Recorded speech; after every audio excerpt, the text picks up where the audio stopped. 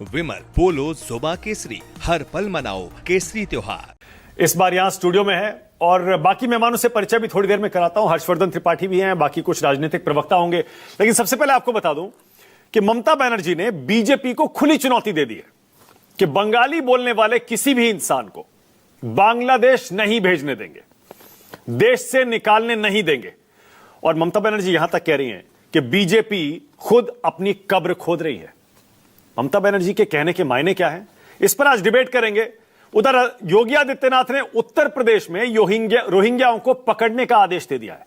17 जगह उत्तर प्रदेश में अब डिटेंशन सेंटर बनाए जाएंगे, यानी यूपी में रोहिंग्या घुसपैठियों के खिलाफ एक्शन शुरू।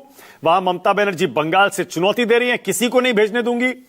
यहां दिल्ली में सुप्रीम कोर्ट में दो अहम मामले आए, दोनों घुसपैठ को लेकर, और दोनों में अलग अलग तरह के आदेश सुप्रीम कोर्ट ने दिए हैं। सबसे पहले आपको वही बता देता हूं। सबसे अहम मामला जिसकी चर्चा कई महीनों से हो रही है वो है एक गर्भवती महिला सोनाली खातून, दिल्ली में रहती थी। अब यहां पुलिस ने पकड़कर सरकार को सौंपा और सरकार ने बांग्लादेश डिपोर्ट कर दिया। गर्भवती थी, वहां जाकर बांग्लादेश की पुलिस ने अरेस्ट कर लिया और वहां जेल में चली गई। कलकत्ता हाई कोर्ट मामला गया, वहां से आदेश आया इनको वापस लाइए। मामला सुप्रीम कोर्ट आया, अब सुप्रीम कोर्ट ने उस पर ऑर्डर दे दिया है। हुआ क्या है बताता हूं आपको, ऊपर जरा दिखाइए आदेश। अब बांग्लादेश डिपोर्ट हुई गर्भवती महिला को हिंदुस्तान वापस लाया जाएगा। ऊपर दिखाइए जरा आदेश। 18 जून 2025 को दिल्ली में रोहिणी इलाके में इस महिला को पकड़ा गया था, यह कहकर कि यह बांग्लादेशी है और इनको अब डिपोर्ट करना है। 5 कुल मिलाकर लोग दिल्ली से रोहिणी इलाके से हिरासत में लिए गए थे और 5 को बांग्लादेशी बताया गया और फौरन डिपोर्ट कर दिया गया। जैसा मैंने बताया, बांग्लादेश पहुंचते ही 5 को वहां की पुलिस ने गिरफ्तार कर लिया। लेकिन बंगाल में रहने वाले सोनाली खातून के पिता, जो कि भारतीय नागरिक हैं, उन्होंने कलकत्ता हाईकोर्ट में याचिका लगा दी कि भैया मैं भारतीय नागरिक हूं, ये मेरी बेटी है, ये इसका परिवार है, ये सारे भी भारतीय हुए, दिल्ली में रहते थे, इनको गैर कानूनी तरीके से बांग्लादेश भेज दिया गया, इनको वापस लाया जाए। कलकत्ता हाईकोर्ट का आदेश आया कि केंद्र सरकार इन सबको हिंदुस्तान वापस लाए। केंद्र सरकार कलकत्ता हाईकोर्ट के इस फैसले के खिलाफ सुप्रीम कोर्ट आ गई।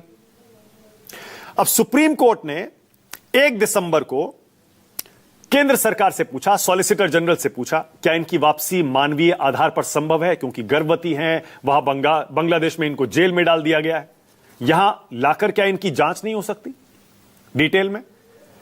अब सुप्रीम कोर्ट में केंद्र सरकार के वकील तुषार मेहता ने मान लिया कि हां, मानवीय आधार पर वापसी इनकी हो सकती है, इनकी और इनके बेटे की। तो गर्भवती महिला सोनाली खातून और उनका 8 साल का बेटा साबिर, अब इनको केंद्र सरकार बांग्लादेश से वापस हिंदुस्तान लाएगी, यह तय हो गया है। कई महीनों से यह लड़ाई चल रही थी, राजनीतिक भी थी और कोर्ट में भी चल रही थी। कलकत्ता हाई कोर्ट में सोनाली खातून के पिता की जीत हुई और अब सुप्रीम कोर्ट में भी केंद्र सरकार ने मानवीय आधार पर यह मान लिया कि हम इनको वापस ले आएंगे। पहले कहा गया इनको दिल्ली में रखेंगे, लेकिन सोनाली खातून के वकील कपिल सिब्बल भी वहां थे, उन्होंने कहा कि नहीं, इनको हम बंगाल में रखना चाहते हैं, जहां पर सोनाली खातून के पिता रहते हैं। तो फिर इस पर शायद सहमति बन गई है कि अब यह महिला वापस लाई जाएगी। अब अगली कार्रवाई, अगली सुनवाई 12 दिसंबर को होगी। सुप्रीम कोर्ट में क्या क्या हुआ, किसने क्या क्या कहा, जरा ये सुनिए, बड़ा दिलचस्प है। सुप्रीम कोर्ट में जजों ने कहा सोनाली के पिता भारतीय हैं तो बच्चे भी भारतीय हुए। सोनाली गर्भवती है, बीरभूम के अस्पताल में उसकी पूरी मुफ्त देखभाल होगी, राज्य सरकार उसके बेटे की भी जिम्मेदारी लेगी, यह सुप्रीम कोर्ट के जजों ने कहा। कपिल सिब्बल ने बंगाल सरकार की ओर से कहा उन्हें दिल्ली मत लाइए, उनका घर बीरभूम में है, वहीं भेजा जाए, वहां देखभाल हो सकती है, बंगाल सरकार की तरफ से, ममता बनर्जी की तरफ से। फिर सोनाली के पिता के वकील संजय हेगड़े, उन्होंने कहा कि सोनाली और उनका बेटा अभी बॉर्डर पर खड़े हैं, उन्हें तुरंत भारत आने दिया जाए और जो उनके साथ बाकी 4 लोग हैं उनको भी भारत आने दिया जाए। लेकिन जैसा मैंने कहा, अभी आदेश जो सरकार जो मानी है वो सिर्फ सोनाली खातून और उनके बेटे के लिए मानी है। अब मामला क्या था, जल्दी से जरा वो भी याद दिला दूं। 5 लोगों को बांग्लादेशी होने के शक में दिल्ली के रोहिणी इलाके से पकड़ा गया था और इन 5 को हिरासत में लेने के बाद 27 जून को बांग्लादेश भेज दिया गया, डिपोर्ट कर दिया गया। और फिर उसके बाद वहां उनकी गिरफ्तारी हो गई, उनको जेल में डाल दिया गया। बताया गया कि भाई आप बांग्लादेशी नहीं है, आपके पास कागज नहीं है। तो ना इधर के रहे ना उधर के रहे। इसीलिए पहले कलकत्ता हाई कोर्ट, अब सुप्रीम कोर्ट। अब सरकार मान गई है भैया इनको मानवीय आधार पर हम वापस ले आएंगे, उसके बाद आगे की जांच हो सकती है। अब अगली सुनवाई 10 दिसंबर को होगी। तो एक तो यह मामला हुआ। दूसरा मामला, एक और याचिका आई सुप्रीम कोर्ट में, उसमें कहा गया कि 5 रोहिंग्या शरणार्थी केंद्र सरकार की कस्टडी से गायब हो गए हैं। इस पर सुप्रीम कोर्ट के जजों ने याचिकाकर्ता को कड़ी फटकार लगाई। सुप्रीम कोर्ट के जज कहते हैं देश में क्या क्या हो रहा है आप जानते हैं? कोई गैर कानूनी तरीके से भारत में घुस आता है तो क्या उसे हम रेड कारपेट वेलकम दे दें? ये लोग सुरंगों से अंदर आते हैं, फिर आप कह रहे हैं कि उन्हें खाना, आश्रय, बच्चों के लिए शिक्षा। क्या हम कानून को इतना खींच दें? देश के अपने नागरिक गरीबी से जूझ रहे हैं, अगर किसी के पास भारत में रहने की कानूनी अनुमति है नहीं, वो घुसपैठिया है, हम उसे सुविधाएं कैसे दे सकते हैं? कौन सा कानून इसकी इजाजत देता है? भारत गरीबों का देश है, पहले अपने नागरिकों की देखभाल जरूरी है। आप जानते हैं ये लोग घुसपैठिए हैं, फिर भी आप ये याचिका लेकर आए। हमारे नॉर्थ ईस्ट का बॉर्डर आप जानते हैं बहुत संवेदनशील है, इसकी इजाजत नहीं दी जा सकती। तो जैसा मैंने बताया मामला क्या है, 5 रोहिंग्या शरणार्थियों के गायब होने का आरोप इस याचिका में लगाया गया है। अब सुप्रीम कोर्ट में याचिका डाली गई और कहा गया कि 5 रोहिंग्या मुसलमान केंद्र सरकार की कस्टडी से गायब हो गए। इससे पहले भी इस तरह के तमाम तरह के अजीब आरोप लगाकर याचिकाएं आई और सुप्रीम कोर्ट ने हर बार फटकार लगाई। इस बार भी केंद्र सरकार को नोटिस जारी करने की मांग इस याचिका में की गई थी, कोर्ट ने खारिज कर दिया। कोई याचिका पर नोटिस नहीं होगा, बिल्कुल नहीं होगा। तो ये तो 2 सुप्रीम कोर्ट के आदेश आपने देख लिए, दोनों अलग अलग तरह के हैं। लेकिन वहां पश्चिम बंगाल में ममता बनर्जी ने सोनाली खातून वाले मामले को भी एक बड़ा मुद्दा बना लिया है। ममता बनर्जी ने अब बीजेपी को सीधी चुनौती दे दी है। ममता बनर्जी आज भाषण दे रही थी, उन्होंने कहा कि बीजेपी बंगाल में कभी सफल नहीं हो सकती।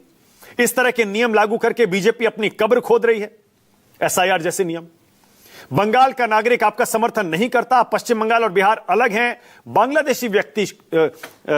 भाषी व्यक्ति को बांग्लादेशी कहने का अधिकार आपको नहीं है। बंगाल के नागरिकों डरो मत, कोई बांग्लादेश नहीं जाएगा। बंगाल के लोग सुन लो, मैं तुम्हारा ख्याल रखूंगी, किसी को कहीं नहीं जाने दूंगी, किसी को डिटेंशन कैंप में नहीं भेजा जाएगा। कोई हमारी भाषा को नुकसान पहुंचाएगा, चाहे उसकी जान जाए या संपत्ति, हम चुप नहीं रहेंगे। यह ममता बनर्जी ने सीधी सीधी चुनौती दे दी है केंद्र सरकार को कि सिर्फ भाषा के आधार पर किसी को डिपोर्ट नहीं होने देंगे। जाहिर है सोनाली खातून मामले पर कलकत्ता हाईकोर्ट और सुप्रीम कोर्ट में जो हुआ, उससे भी ममता जी के हौसले बुलंद होंगे। अब इधर प्रधानमंत्री मोदी ने भी और पूरी बीजेपी ने पश्चिम बंगाल चुनाव को अपना अगला टारगेट बना लिया है। हमारे पास जो खबर आई है उसमें बंगाल के बीजेपी सांसदों ने प्रधानमंत्री से मुलाकात की है और बंगाल विधानसभा चुनाव के प्रचार में तेजी लाने पर जोर दिया है प्रधानमंत्री ने। उन्होंने कहा कि सभी सांसद डिटेल्ड प्रेजेंटेशन तैयार करें, यह सुनिश्चित करें कि बीजेपी बंगाल में इस बार जीते, बंगाल सरकार के खिलाफ लड़ाई जारी रखें, काम में तेजी लाएं। और यह एसआईआर जो है शुद्धिकरण की प्रक्रिया है, यह संदेश भी बंगाल की जनता के बीच ले जाएं और केंद्र के कार्यों को उजागर करने के लिए भी प्रधानमंत्री ने निर्देश दिया। उधर योगी जी ने उत्तर प्रदेश में रोहिंग्याओं के खिलाफ एक नया आदेश दे दिया, एक्शन शुरू कर दिया। योगी आदित्यनाथ ने ऑर्डर दिया है कि 17 नगर निकायों में बांग्लादेशियों की, रोहिंग्याओं की पहचान की जाए, एक्शन तेज किया जाए और हर जगह डिटेंशन सेंटर भी बनाए जाए। तो आप देख रहे हैं बंगाल में ममता बनर्जी खड़ी हो गई, किसी को नहीं जाने दूंगी। और योगी जी कह रहे हैं उत्तर प्रदेश से सबको भेजेंगे। कितना बड़ा राजनीतिक मुद्दा बनेगा, जीतेगा कौन? चलिए डिबेट शुरू करते हैं। राष्ट्र की बात में आज का सवाल आपकी स्क्रीन पर। आज का मेरा पहला सवाल, ममता क्यों कह रही हैं बीजेपी अपनी कब्र खोद रही? और दूसरा, ये घुसपैठियों पर सुप्रीम कोर्ट में आखिर कौन जीता? आज राष्ट्र की बात में बीजेपी से संजू वर्मा, कांग्रेस से आलोक शर्मा, दोनों अपनी पार्टी के तेज तर्रार प्रवक्ता हैं। मेरे साथ समाजवादी पार्टी से उदयवीर सिंह आ गए, मलूक नागर हैं आरएलडी से,